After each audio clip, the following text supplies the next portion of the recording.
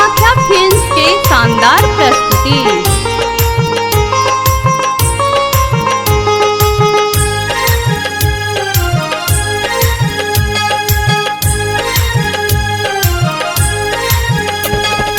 नव दुर्गा नव देवी नव रूप में विराजै छी। नव दुर्गा नव देवी नव रूप में विराजै छी। सिंह पर बैसल अहाँ वैष्णो रानी कहबै छी।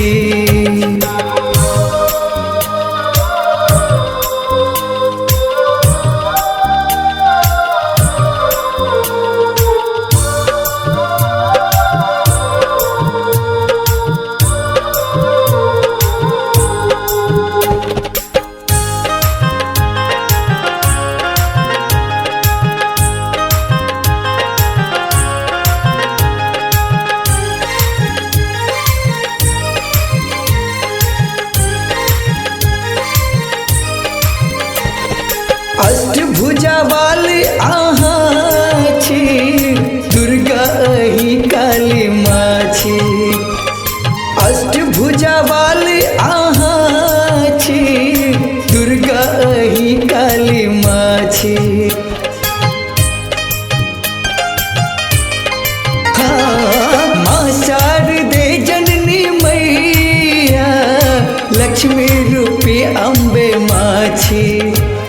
माँ शारदे जननी मैया लक्ष्मी रूपी अम्बे माँ छी। सबक ललसा पुराबै छी, सबक ललसा पुराबै छी।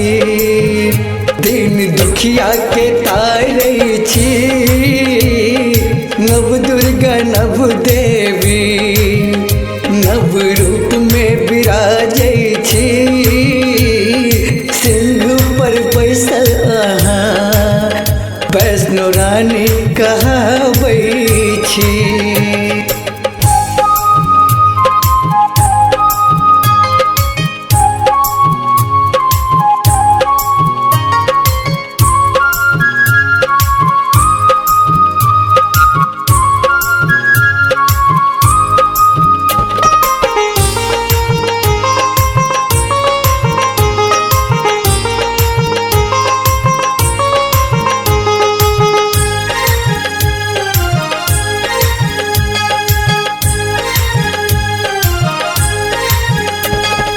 शैलपुत्री छी अहीं माँ ब्रह्मचारिणी मैया अहीं छी।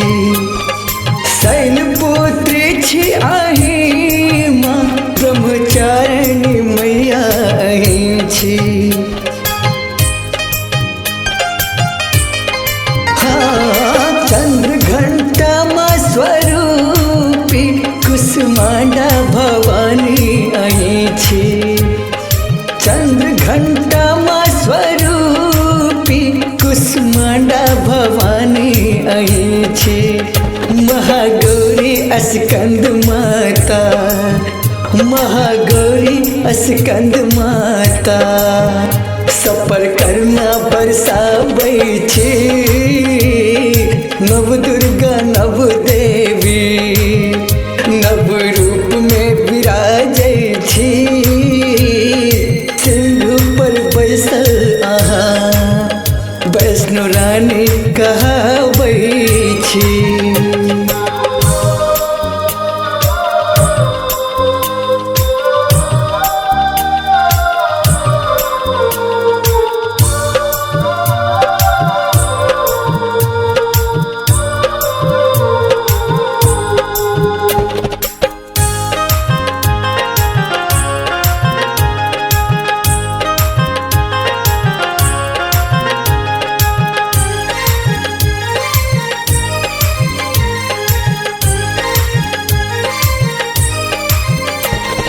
कात्यायनी काल रात्रि माँ विनती सुनो सिद्धिदात्री माँ।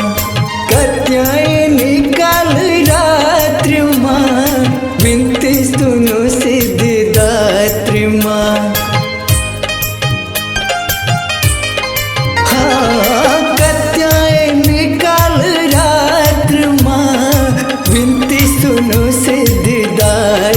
माँ कात्यायनी काल रात्रि माँ विनती सुनु सिद्धिदात्री माँ पुत्र करण के जननी आहा पुत्र पवन के जननी आहा किया लोग में बजाबै छी नव दुर्गा नव देवी नव रूप में विराजै छी सिंह पर बैसल आहा वैष्णो रानी कहाबै छी।